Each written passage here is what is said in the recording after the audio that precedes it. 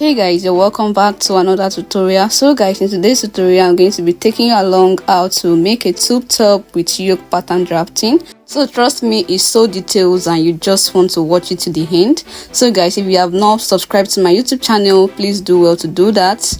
Like, subscribe. If you have any question as we go by, please do well to drop it in the comment section. And if you're ready guys, let's just get into the video.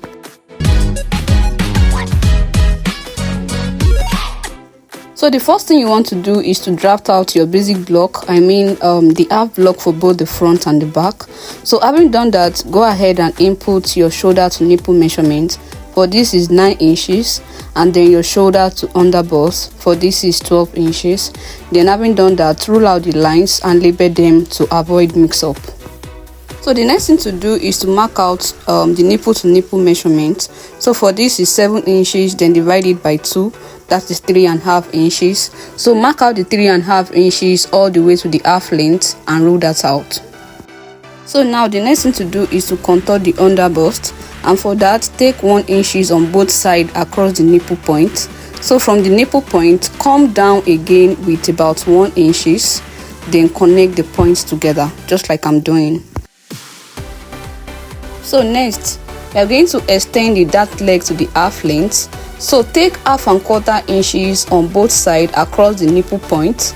So connect it back to the under bust contouring. Above the armhole, go upward with about 1 inches and rule out the line. Then extend your nipple to nipple point back there. So to contour the upper bust, we are going to start the contouring from this line. So we are going to take 1/4 inches on both sides from the nipple point.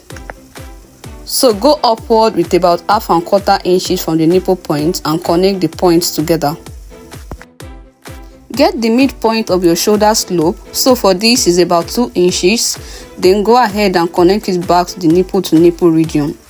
So having done that, the next thing to do is to determine the depth of the yoke. For this, I'll be considering about 8 inches.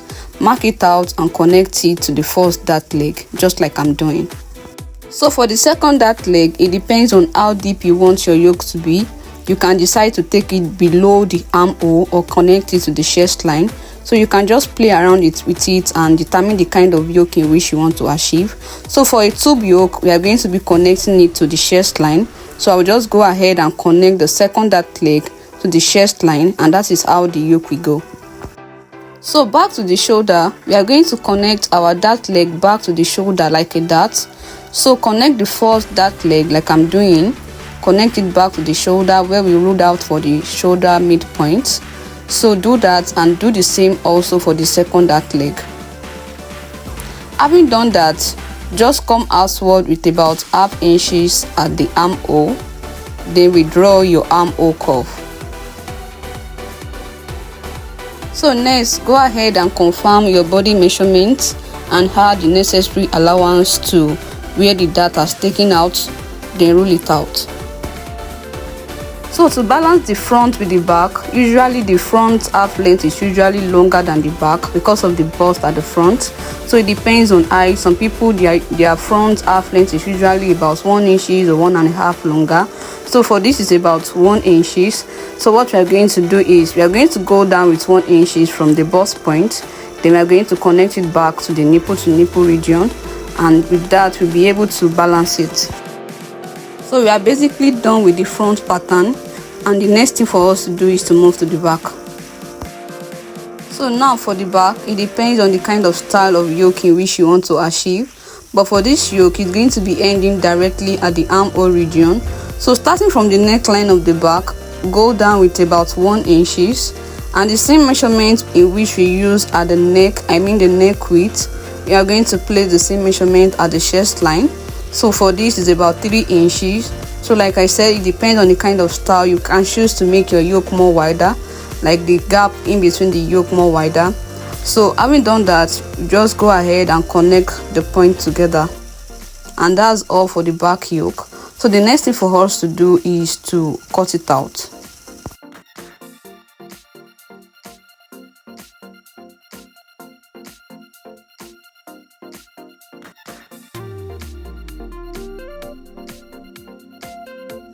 So for the shoulder dart, place a pattern paper under it like I'm doing, then go ahead and close the dart. I mean, you can just use a glue to glue that up. So to cut the neckline, we draw the shoulder slope because the dart has already made it bent. So draw the shoulder slope well, then go ahead and cut it out. So for the lower part of the dart of the yoke, connect it like a curve, just like I'm doing, then go ahead and cut it out. So also for the bust darts, we do well by closing that up as well. So just like I'm doing, you can use a glue, put a glue in between it and close it up. Go ahead and cut out the back pattern as well, cut out the yoke. Then lastly, don't forget to add your seam allowance. Add the seam allowance to everywhere in which we have cut out, most especially the bust area in which we are going to use to stitch the 3 panel. Like, so the center front is going to be a cut on fold, the side is going to be a cut ×4, the yoke is going to be a cut on fold for the front and is a cut ×2. So for the yoke of the back is going to be a cut ×4. So it's going to be you use 1 to turn it, okay? So for the lower part, it's going to be a cut ×4. So I just hope you can relate. Make sure that you add your seam allowance, please. It's very, very important. And thank you so much for watching, guys. Please don't forget to subscribe, like. If you have any question, please do also drop it in the comment section, and I'll see you guys in my next video. Bye.